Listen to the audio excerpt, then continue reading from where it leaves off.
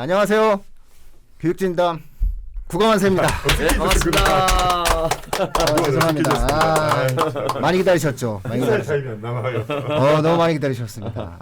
죄송합니다. 저희가 방송을 이러려고 한 게 아니었는데 교육진담 국어만세 멈추지 않고 계속 갑니다. 저희가 다른 여러 일정들 때문에 그 소집이 좀 어려웠습니다. 소집이라고 하면은 좀 그런데 모이시는 시간들이 너무나 다들 힘드시고 또 제가 또 좀 열심히 했어야 되는데 못 해가지고요. 열심히 공부하시는 대로 아닙니다. 좋은 일로 나섰으니까. 저는 이제 또 소개해야 돼요. 요즘 잘 소개합니다. 제가 그거만서 진행 맡고 있는 민우이고요. 목동의 김종일입니다. 부천 청라 이재식입니다. 반갑습니다. 나온입니다. 유진걸입니다. 부산입니다. 그렇죠. 이번에 그 국어가 너무 어렵고 또 여전히 그 수능 국어가 장안의 화제예요. 입시 쪽에서는 이대로 계속 진행되다가는 수능 최고의 변별력이 계속 국어로 굳어지는 게 아니냐 뭐 이런 생각들을 많이 하시고 일단은 이번에 88점이었죠. 어제 나왔죠. 88점이 나오면서 2등급 컷도 상당히 중요하거든요. 우리가 대부분 다 언론에서 1등급 컷만 얘기하는데 사실은 2등급 컷이 더 수능 최저를 갖고 고민하는 학생들한테는 더 정말 중요한 문제가 되는데 이게 생각보다 점수의 폭 자체가 2등급 컷 받기도 조금 만만치 않았거든요. 그래서 국어에 대해서 되게 궁금해 많이 하셨어요. 청취자분들께서, 시청자분들께서. 그래서 자유롭게 오늘은 이번 수능에 대한 국어 원장님들의 말씀을 들어보는 시간을 갖도록 하겠습니다. 정말 자유롭게 좀 이야기하면 네, 자유롭게 얘기하겠습니다. 정말 국어 어려워서 자꾸 1컷이 그렇게 나오는 걸까요? 자꾸 정말 자꾸 어려워서 수능 국어가 어려운가? 우선 학생들 입장에서 보면 제가 그 수능 만점 받았을 때 표준 점수 최고점을 봤더니요. 국어가 144점이었고요. 수학과가 137점이고 수학나가 137점이었어요. 그러면 우리 관점이 아니라 학생들 관점으로 보자면 어려웠던 거죠. 그러니까 근데 또 우리 전문가 관점으로 보자면 예년보다 오히려 조금 더 쉬웠지 않았나라는 생각이 들었는데 제가 오답률을 역시 분석해봤는데요. 1위부터 10위까지 중에 역시 비슷해요. 비문학이 7개였고요. 문법이 3개였어요. 결국은 문학은 역시 변별력이 거의 없었다라고 보면 될 것 같고요. 근데 학생들이 올해 공부를 많이 제대로 못했잖아요. 그러다 보니까 지식 요소인 문법에서 조금 많이 부족했던 것 같고요. 거기서 시간도 끌었을 것 같고 독서는 솔직히 말씀드리면 작년보다 올해가 훨씬 쉬웠거든요. 평이했는데 역시 마찬가지로 학습량에서 좀 문제가 생기지 않았나라는 저는 생각을 한번 해봤어요. 그래서 전문가들 입장, 우리 가르치는 사람 입장에 보면 이거 등급 컷 꽤 나오겠는데? 라는 생각을 했는데 학생들이 받아들일 때는 어려웠어요 라고 좀 받아들였던 게 올해 수능의 특징이지 않을까라는 저는 생각을 해요. 이거 향후에 우리가 이걸 좀 깊이 이야기했으면 좋겠다는 건데요. 저는 단순하게 학습량의 문제였을까 도 있다. 실제로 어제 발표된 거 보면 우리가 예상과 달리 재학생과 재수생의 점수의 차이가 유의미한 차이가 없는 것으로 발표된 것 같더라고요. 없어요. 저는 이건 오늘 우리가 이야기를 끄트린 건 아니고 근본적인 문해력의 약화, 학년이 내려가면 내려갈수록 문해력의 약화가 심각하다.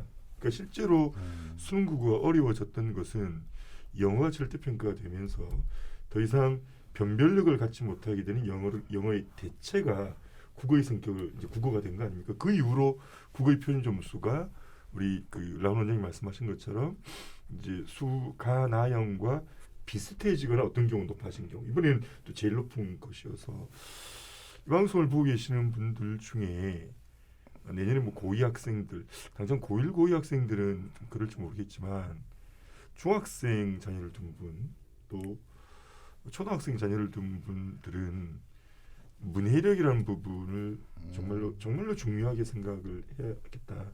또 그런 면에서 국어를 가르치는 우리 입장에서도 단순하게 수능 국어가 아니라 이건 저는 거의 국가 경쟁력의 문제라고 저는까지 보거든요. 심하게 이야기하면. 그래서 저는 학습량의 문제도 있지만 전반적인 문해력의 약화가 지속되면서 일어나는 현상이 아닐까 이런 생각도 같이 한번 해봤습니다. 저 하나 한번 또 나누고 싶은 이야기 수능과 관련해서는 올해 수능 같은 경우 내년부터 선택 과목이 되니까 그 부분에 대한 그 지금 제일 궁금해하는 것들도 지금 현재 그 2학년 학생들, 1학년 학생들 선택 과목을 화작으로 하나 언매로 하느냐, 선택 과목에 의해 공통 과목이 조정 접수된다는 이야기도 많이 나오고 있어서 그것도 내년 큰 변수가 되지 않겠습니까? 그렇죠. 뭐 기본적으로 많은 방송이나 뭐 혹은 이제 그 저희는 일관되게 저희가 이제 바라본 부분에서는 이과 학생들, 자연계 쪽 많은 학생들이 미적분이 조금 더 유리할 수밖에 없게 구조를 짰다라고 말을 해요. 수학 전문가들의 이야기를 들어보면 대해서 확률 통계보다는 때 그 변환 점수로 만들어냈을 때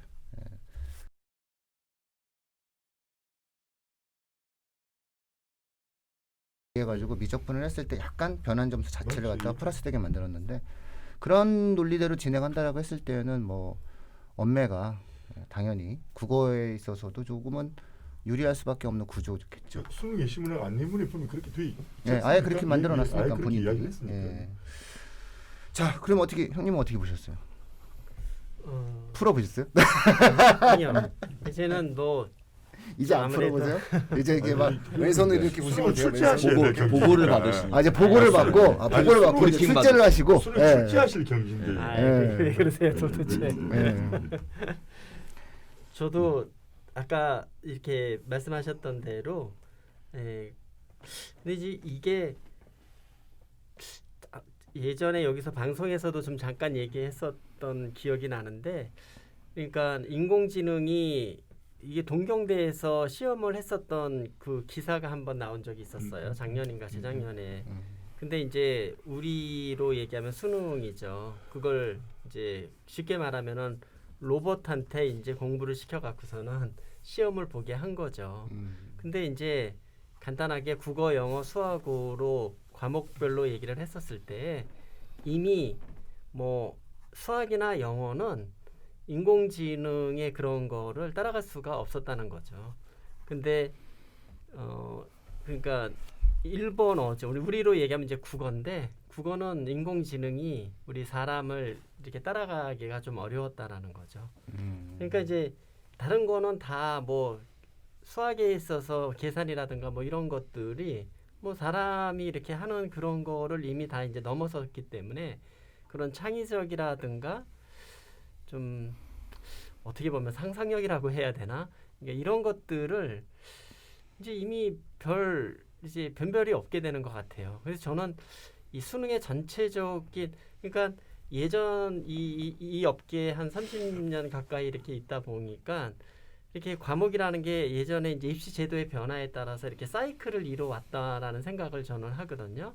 그래서 어떤 한 몇 년간은 뭐 예를 들어서 국어가 중요해졌다든가 어떤 또 몇 년간은 영어가 중요해졌다든가 또 몇 년간은 뭐 과탐이 중요해졌다든가 또 몇 년간은 뭐 수학이 아주 비중이 높았다든가 뭐 이렇게 되는데 앞으로의 그런 시대가 그런 사이클의 뭐 이런 게 아니라 이 정말 엄청나게 이런 인공지능이라고 표현해야 되나요? 이런 것들이 이제 주도가 좀 되면서 과연 다른 과목들이 얼마만큼의 그런 중요성이라든가 뭐 이런 거를 가지고 갈 수 있겠는가.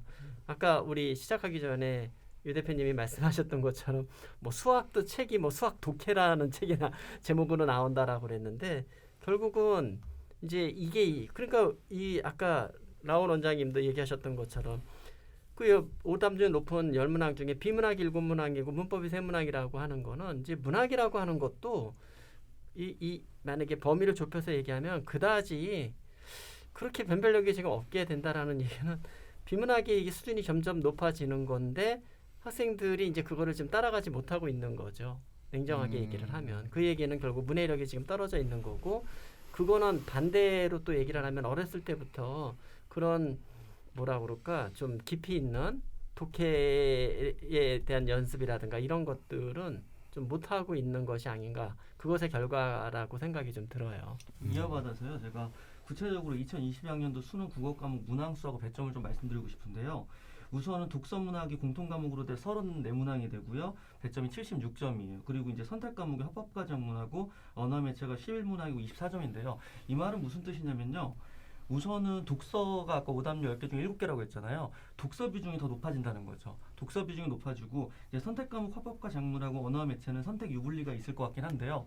제가 이제 청취자분들한테 말씀드리고 싶은 건 화작은 저희 선생님 입장에서 보면 가르칠 게 없어요. 그러니까 학생들도 사실은 기존 문제 유형에 익숙해져 있고 기출문제 충분하기 때문에 화작은 그냥 연습하면 되는데 단점이 뭐냐면 마찬가지로 일과될 부분이 많기 때문에 시간을 단축할 수는 없다는 이거예요. 그래서 저는 개인적으로 오히려 상위권 학생들은 언매를 선택하겠지만 중위권 이하 학생들이 언매를 전략적으로 선택하면 더 좋을 수도 있다. 그 이유는 시간 문제 때문입니다. 왜냐하면 화작에서는 시간을 줄일 수가 없어요. 화작을 시간을 줄이다 보면 실수가 나와버리거든요. 그러니까 실제로 화작은 기존과 마찬가지로 가기 때문에 시간을 줄일 수 없고 문법에서 언어로 명칭이 변화됐잖아요. 그 말은 뭐냐면 쉬워진다는 뜻이거든요.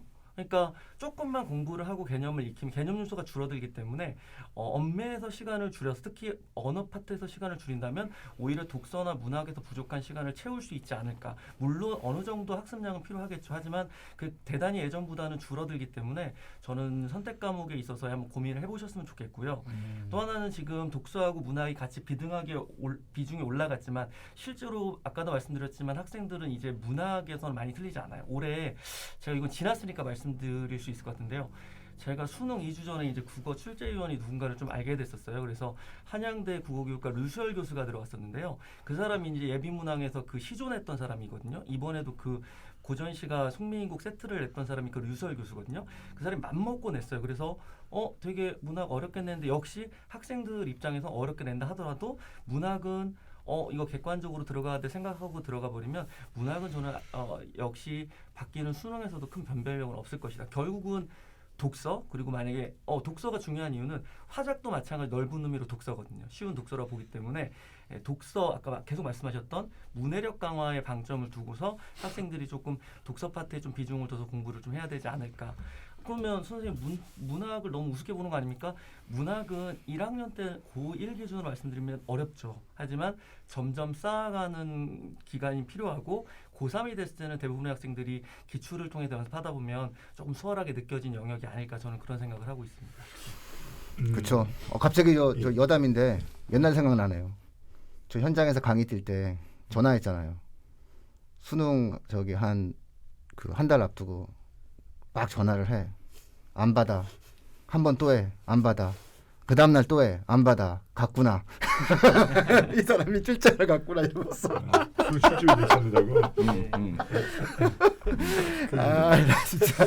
저도 이제 제 생각. 형도 그랬죠. 안 했어요? 해놓고 왜 그러세요? 에? 전화하고서는 야 안 받아? 야 안 받아. 리스트 놓고 전화를 해. 막 안 받아. 안 받아. 막 이러면서. 제 생각을 좀 말씀을 좀. 문학을 상대적으로 쉽게 얘기합니다. 문학이 상대적으로 쉬워진 것도 많거든요. 네. 근데 약간 문해력인 측면, 이제 문해력이란 말을 영어로 하면 리터러시라 그러고, 네. 또는 문해력을 문식성이라고도 이야기하죠. 좀 넓은 의미에서 말하면 문해력은 독해력을 훨씬 더 아우르는 말입니다. 그러니까 우리가 해독해야 될 텍스트도 문자 텍스트를 넘어서죠. 그림, 사진, 도표, 그림, 영상까지. 최근에 아이들이 영상 매체에 대한 미디어 리터러시에 대한 능력은 좋아졌는데 문자 텍스트에 대한 문해력이 약해졌다고 볼 수 있는데, 저는 문학이 왜 상대적으로 아이들한테 쉬운가? 쉬워서 쉬워진 것도 맞다. 그런데 사실은 초등학교부터 국어 교과서를 펼치면서 한 고2 1학기 정도까지 대부분의 공부가 문학이었어요. 공부량의 절대량이 9대1 내지는 8대2였어요. 그러니까 문학이 고2쯤 되면 쉬워지죠. 사실 중등부나 고1 때는 문학을 더 오래 하죠. 중학생들에게 문학 가르치기 얼마나 어렵습니까? 그런 의미에서 보면 제가 이제 여러 방송에서 지금 수능 점수를 가지고 이야기하는 건 여러 방송에서 했었을 테니까 수능에서 이 국어의 중요성을 저는 좀 본질적으로 좀 진단을 좀 하고 싶습니다. 수능이 뭔가 수능은 대학 수학능력 시험이죠. 정확하게 이야기하면 용어 중요시하는 분들 계시던데, 수능은 이제 정보를 이해하고 분석해서 특정한 문제 상황을 해결할 수 있는 논리적 추론력을 평가하는 시험이다. 이게 수능이잖아요. 아까 우리 대표님이 향후에 영어, 수학, 과학 이 방송을 듣는 영어 수학 학생이 불쾌하실지 모르겠지만 그러니까 시대가 요구하는 미래 역량을 키울 수 있는 그러니까 2015년 교육의 핵심 역량 6개든 미국 교육과정 재교육과정 평가위에서 말했던 포시 역량이든 협업, 공동체, 심리적 감성, 창의적 역량, 비판적 사고 역량, 의사소통 역량 이거 누가 책임져야 되느냐? 국어 선생님이 책임져야 되는 거거든요. 더불어서 문해력과 관련된 이야기를 다시 말씀 좀 드리면 논리적 추론 능력인데 국어 시험이 뭐냐 그러면 수능이라는 본질의 한 줄기에서 보면 국어는 한글로 표현된 정보를 이해하고 분석해서 문제 상황을 해결하는 논리적 추론력을 기르는 거죠. 그럼 영어는 뭐냐? 영어 알파벳으로 제시된 정보를 이해하고 분석해서 문제 상황을 해결하는 논리적 추론력을 평가하는 시험이에요. 그럼 수학은 뭐냐? 수나 식, 기호를 통해 전달된 정보를 이해하고 분석해서 문제 상황 해결할 수 있는 논리적 추론력을 기르는 거예요. 그러면 우리가 국영수 선생님들 중에 논리력과 추론력을 가장 강조하는 과목의 선생님들은 누구냐? 우리거든요. 우리가 가장 잘할 수 있는 덕목이고 우리가 해야 되는 일이라고 생각하는데 왜 전문가들이 볼 때는 88점 정도까지인가? 이 1등급 컷이 아이들 입장에서 다르다고 하지만 이것은 전반적인 대한민국의 문해력 약화와 무관하지 않다. 지금 문해력이 약해졌다는 보고들이 이미 수년 전부터 이루어지고 있다. 물론 그것에 대한 해석도 다양한 이견이 존재한다는 것도 제가 보긴 했습니다. 그러면 우리가 가르쳐야 될 건 뭐냐면 어떤 그러니까 수많은 우리가 그 수능 국어 지문에 나오는 것들은 명제에 대한 기본적인 논리적 법칙, 논리적 사고의 훈련이 되면 될 수 있는 구석들이 많다. 우리 전 원장님이 젊은 강사로 아마 수능에 빵빵 쳤을 때 그 텍스트에 대한 정보를 전달하는 것이 아니라 구조 분석의 그러니까 이른바 논리학에서 말하는 엄밀한 논리력도 필요 없어요. 사실은 나중에 이제 제가 다음 시간에 말씀드리고 싶은데 그 정도의 논리력 훈련을 되게 해야 되는데 제가 이제 뭐 마무리를 좀 하면서 네. 그러면 이제 우리가 가르쳐야 되고 아이들이 할 수 있는 방법, 공부할 수 있는 방법이 뭘까? 지난번 우리 그 다음 주에 하기로 했잖아요. 대표님이 뭐 논증의 절차, 논증의 방법 책 냈는데 네. 그걸 이제 우리 고등학생들 읽긴 좀 어려우니까 국어의 기술하는 이해왕 선생한테 제가 문자로 한번 논리학 공부를 워낙에 그 친구가 요즘 논리 이영 선생님 논리 이야기를 많이 해서 좀 뭐로 했냐 그랬더니 추천받은 책이 있어서 저도 펼쳐보고 우리 아이들에게도 하게 해봤는데 좋아요. 두뇌 보완 계획 100이라는 책이 있습니다. 두뇌 보완 계획 100. 하루에 2쪽 정도 하면 한 3달 정도 하면 논리와 공부를 할 수 있습니다. 그러니까 고등학생들이 미처 다 하기 어려운 부분도 있을 수 있겠으나 이간 2회독 정도에서 3회독 정도 하면 수능에서 필요한 논리적 추론력 정도는 충분히 강화할 수 있지 않을까. 그래서 수능 국어가 강조된 것은 수능은 곧 국어다. 수학도 국어고 영어도 국어다. 수학이 국어인 이유 제가 기회 있을 때 한번 말씀드리겠습니다. 그래서 이번에 1등 것이 가장 낮아서 중요한 것이 아니라 수능은 그냥 국어다. 이렇게 말씀드리겠습니다. 야, 그럼 각각의 의견들을 좀 나누는 내용을 보니까 중간 점검을 해보자면 우리 그 이재신 원장님 말씀 듣기 전에 중간 점검하자면은 일단은 좀 제일 이번에도 어려웠고 역시 오답률을 봤을 때는 흔히 시청자분들께서 알고 계시는 비문학이라는데 공식 용어인 독서가 7문항 정도나 가장 어려웠고 문법이 또 3문항 정도 어려웠다. 근데 이 부분들에 대해서는 좀 우리나라 학생들의 문해력이 약해졌기 때문이 아니겠느냐. 뭐 이런 어떠한 말씀들을 좀 지금까지 해주셨어요. 이재신 원장님은 어떻게 덧붙여 주셔야 되는데. 그러니까 지금이 다 이제 어려운 시기시잖아요. 네. 코로나 때문에 다 전 국민이 힘들고 전 세계 힘들고. 네. 저는 또 그 힘든 시기에 올해 고3 특히 재수하는 친구들은 더욱 더 힘든 시기를 맞았던 것 같아요. 그래서 이제 사실은 이제 수능 끝나고 나서 우리 친구들한테 문자 하나 주더라도 참 이렇게 마음 같지 않은 미안함도 있고 또 감사함도 있고. 근데 그 결과가 그 아이들에게 돌아왔을 때 좀 이런 표현은 좀 안 썼으면 좋겠다는 게 뭐냐면 쉬웠다. 그 굉장히 평이했다. 근데 누구한테는 쉬웠고 평이할 수가 있는데 인생을 바쳐서 1년, 2년, 3년을 공부한 친구들에게 쉬웠다는 거는 사실은 어렵을 수도 있잖아요. 네네. 저는 이제 그 전년도 등컷을 되게 잘 보거든요. 예를 들어서 저희가 이제 얼마 전에 85점 1컷 나왔을 때 그때 막 전국이 깜짝 놀랐잖아요. 어떻게 공부하면서 85가 전국 4%냐. 그것도 그 기준 커트라인이니까요. 그 다음 연도 애들은 그걸 알고 엄청 공부를 한 거예요. 하루에 3시간, 4시간씩 국어를 한 거죠. 그래서 91을 컷을 만들어 놨어요. 그랬더니 언론의 평가가 쉬웠다. 그러니까 아이들의 그 3, 4시간 공부를 매일같이 했던 노력은 다 물거품이 되고 그냥 단순하게 점수로 해서 평가를 하시더라고요. 그래서 저는 이번에 아이들의 그 88점이라는 컷도 저희 거의 입시 기간 거의 예상을 87, 88 했잖아요. 작년도 91이고 또 올해 아이들 나름대로도 열심히 노력을 해서 봤던 점수인데 이 88, 87이라는 부분을 조금 더 냉정히 평가해 볼 필요는 있다는 생각이 들거든요.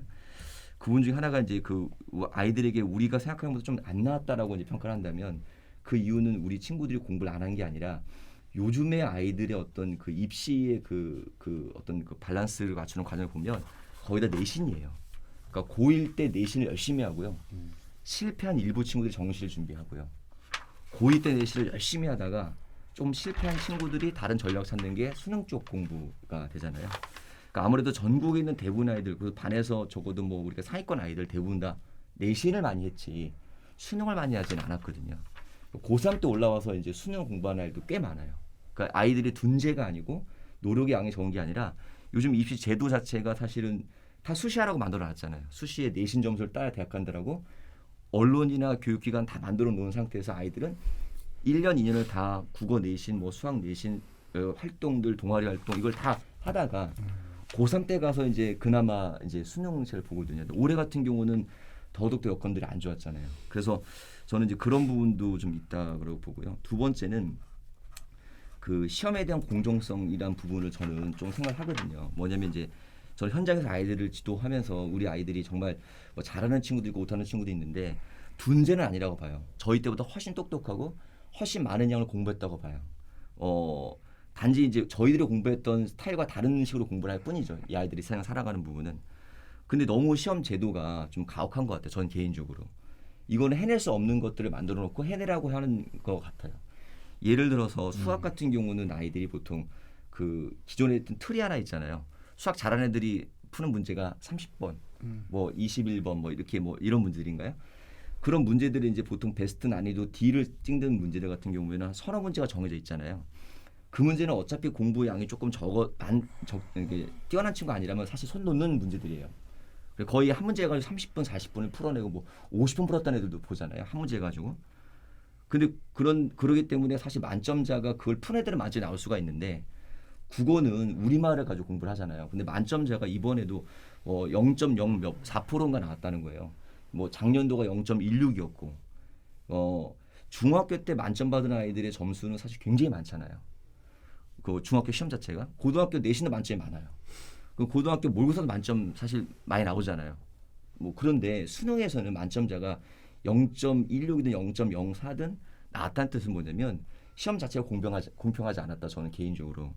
왜냐하면 아이들에게 그렇게 공부할 수 있는 여건을 만들어주지 않은 상태에서 아이들이 공부를 안 했다라고 폄하할 수 없는 그런 그 객관적 상황에 시험 자체만 어렵게 만들어 놓은 거예요. 그러니까 만약 바꿔서 우리가 시험을 2시간, 그러니까 지금 저희가 80분 동안 풀잖아요.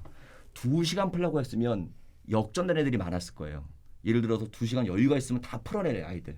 그래서 만점 받들이 나왔을 텐데 80분 동안 풀라고 했더니 아이들 대부분이 못 풀어낸 거예요. 그러니까 내가 원래 1등급이거나 잘한 아이들에도 불구하고 실력이 있는데 어떤 아이는 불과 10분, 20분만 더 있으면 인생이 바뀔 수 있는 아이가 10분, 20분을 과학하게 제한하다 보니까 그 시험 자체가 이렇게 목표 자체가 이게 만점을 너무 낮게 받기 때문에 그래서 아이들이 지금 이런 분이 나오지 않았나. 전 그래서 지금 이게 묻고 싶은 거 오히려 그런 거예요. 전 이 수능이 과연 이 대학 제도가 수능이 이제 비중이 더 커진다고도 얘기를 하는 분들이 계시는데 얼마만큼 국어를 어렵게 내려고 노력할 것인가. 그러니까 이 영어의 어떤 상대 평가에서 절대로 바뀌는 영향도 있고 또 변별력을 뭔가를 찾아야 하기 때문에 그런 저도 이제 이해도 하고 또 의미 있다고도 봐요. 국어에서 물어보는 내용들은 인생에서나 논리적 사고에서나 정말 도움이 되는 건 물어본 거 맞는데 문제는 뭐냐면 아이들이 그만큼 이거를 자기들이 인정할 만큼 공정한 시험인가? 예, 저는 그 네. 부분에서는 조금은 좀 현재 알겠습니다. 수능이 어려운 거지 아이들의 어떤 이 부분이 현재 떨어지는 것만은 아닐 수도 있다. 네네네. 아, 예. 시간이 없을 텐데. 예예예. 네네. 제가 한마디만 말씀 좀 더 꼭 했으면 예. 좋겠거든요. 네네네. 괜찮을까요? 지금 네. 너무 많이 지나갔습니까? 예예예. 그러니까 그 방금 우리 이재식 원장 말씀하신 건 정량평가의 시험에서는 어떤 경우라고 할지라도 전 동일하게 나타난다고 봅니다. 예를 들어서 자 중등 성취도 평가를 봅시다. 90은 A고 89는 B죠. 그쵸? 그러면 예. 90점과 100점은 같은 실력이에요.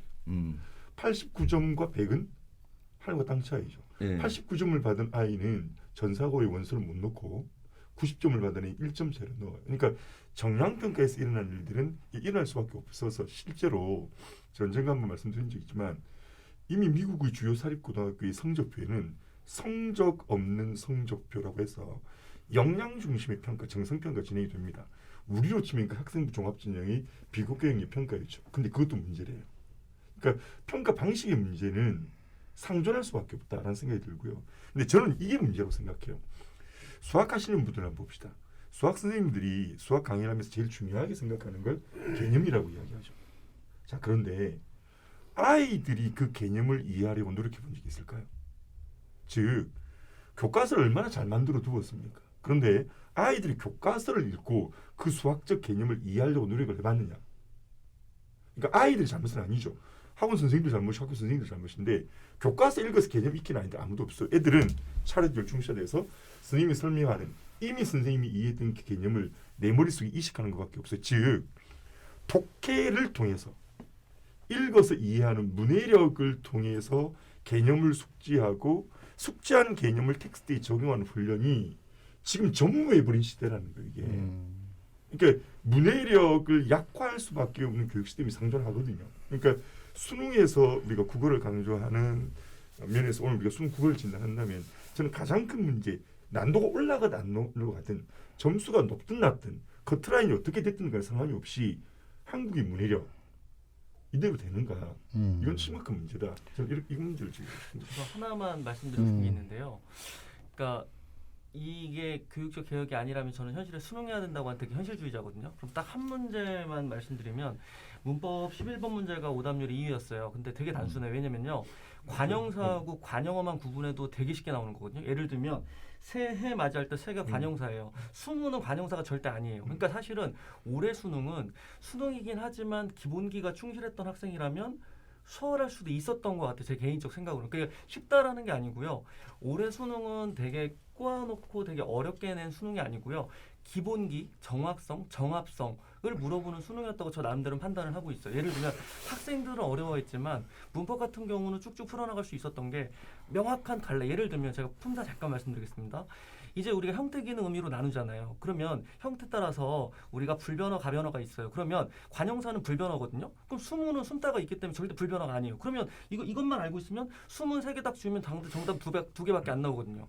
그러면 거기서 어떤 게 관형사인지만 구분할 수 있으면 되게 쉽게 푸는 문제였거든요. 그래서 저는 내년 수능도 예측하건대 올해 수능을 반면교사 사선지식 삼아서 본다면 기본기를 더 중요하게 여겨야 되고 기본기가 확실한 친구라면 역시 내년 수능도 그렇게 뭐 학생들이 그냥 어려울 수도 있겠지만 기본기만 갖춰져 있는 친구라면 수능을 대할 때 실전 연습을 좀 가미 한다면 전 충분히 풀만한 시험이다라고 개인적으로 말씀드리고 싶습니다. 예. 개편 2013년 수능 개편안에서도 뭐라고 그랬냐면 지금 수능은 이제 애당초 수능의 본질에서 벗어나서 학업 성취도 평가 즉 방금 말씀하셨던 기본적 지식의 문제가 가미되어서 본래의 범교과적 사고력과 논리적 추론력을 묻는 수능의 본질에서 많이 벗어나서 기본적 지식을 묻는 학업성취도 평가 문항이 늘었다고 이야기가 되고 있습니다.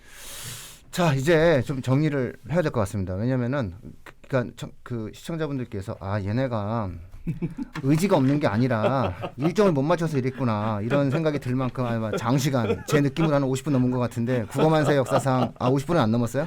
예, 국어만세 역사상 아주 가장 긴 뭐 이거 보세요 이제 뭐 열정 보셨죠 다들 이게 마스크만 벗었으면 벌써 다 눈빛이 나타납니다. 그래서 다음 주 방송은 이제 이번 수능을 바탕으로 해서 국어 공부를 현실적으로 어떻게 진행을 해야 될 것인가에 대해서 이제 추가적인 형태에 대한 이야기예요. 그래서 오늘 방송의 연장선과 더불어서 좀 더 구체적으로 어찌 공부를 해야지 되겠냐라는 부분들에 대한 이야기들 중심으로 2주에서 3주 정도 더 뜨겁게 말씀 나누도록 하겠습니다. 잠시 쉬었던 잠시 쉬었던 국어만세였습니다. 뜨거. 반갑습니다. 네. 고맙습니다. 다음 주에 뵙겠습니다.